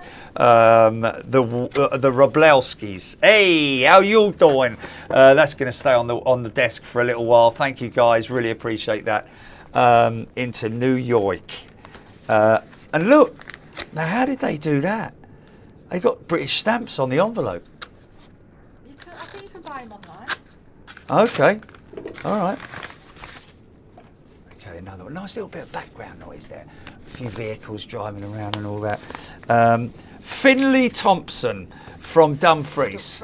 Ah, Finley Thompson. You're waiting for that picture, aren't you, Jilly? You're waiting for that, aren't you? I love it. I love it when it's on a nice little post-it note like that. Hi, Jerry and Jilly. Keep up the great work. Loving your content, especially the Doom Destined Sim. The TTS. Thanks, man. That's exactly what happened tonight, wasn't it? Please, can you include a couple of the great logo stickers? I'd be most grateful. All the very best. Fly Fisherman. Oh, yeah. Fly Fisherman. Finley Thompson. Finley, absolutely, mate. Thank you so much. That's really funny. It just so happens that I'm opening that tonight, and it was. Well, we got home, didn't we? We managed to get home. We did it. A few crying We're a bit lost passengers and and got a bit lost, and shopping. it was lucky that I just managed to keep that EGLL in the bottom right-hand side of the screen. Okay, this is Julian Taylor from Newcastle upon Tyne. And he writes and says, hello, please can you send me one of your lovely stickers, SAE enclosed, many thanks. And that's from Gillian Taylor. Did I say Jill? Or You said Julian. I said Gillian Taylor. My apologies, You said Gillian. Julian. It's Gillian Taylor. It's Julian with a J and it's Yeah. got a Snoopy stamp. Yes, got a Snoopy stamp. Thank you, Gillian. Much appreciated. You know, appreciate all your effort as well. I mean, I know you have to go down the post office and do it, you know, but it's a bit of an exercise, but it's now we haven't got a picture yet, Gilly. This is going to Paul in Hinckley. Oh, is this the last one? That's the last one. Oh. We were expecting a picture, folks, that somebody, a lady has drawn of Chachi. I told him he hasn't seen anything. Oh, that's a shame. So, who is it? Wait until you open it. Oh, okay. Well, yeah, but when is that going to be? Because they've sent it a long time ago, didn't they?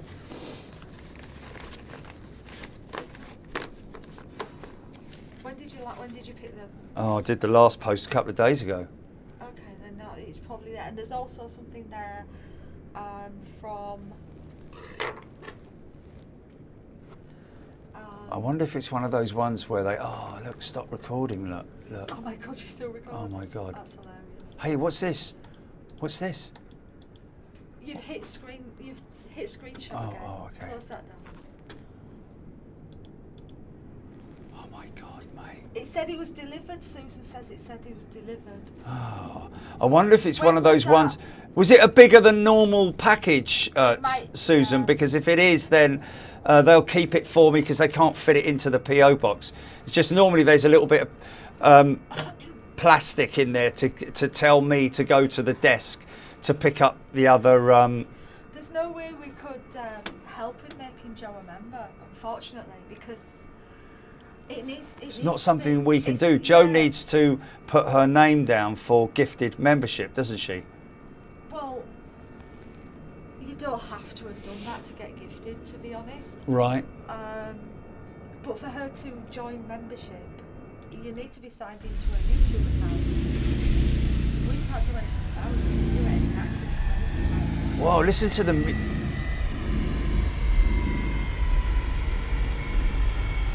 What day did he say was delivered, Susan? Whoa! It was A4 size. It's A4 size. So it A4 might size. It won't fit in there. So then No. it's somewhere behind the desk. This is my landing, folks. Look, the strobes aren't working It was- properly it as had well. to be So signed for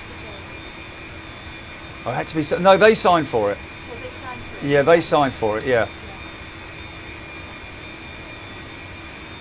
Okay. Okay. Thistle on the right. Thistle on the right. Hold on a minute. That's not right. It's 27. I landed on 09. No, you didn't. You landed on 27. Oh, did I? Yeah. Oh, okay.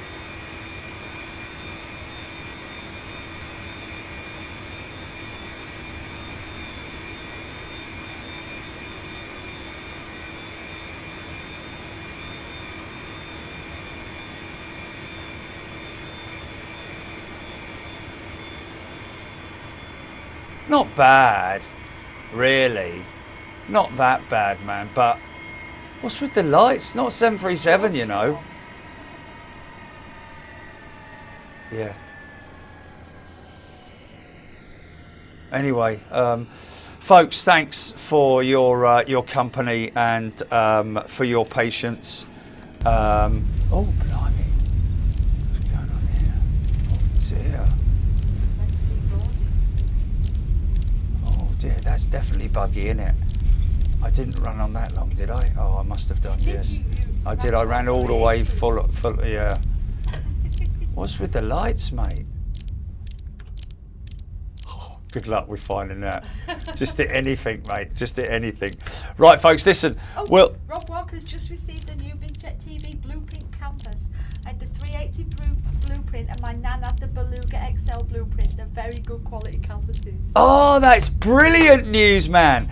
The canvases work. I've got to order one, man. It's my My idea, by the way. no. The canvases. The were my canvases were idea. your idea. Yes. Well, you just said, right, okay, I'm doing canvases. Like, what do you mean doing canvases? Well, they offer canvases, and then it was like, wow, yeah, brilliant. Okay, so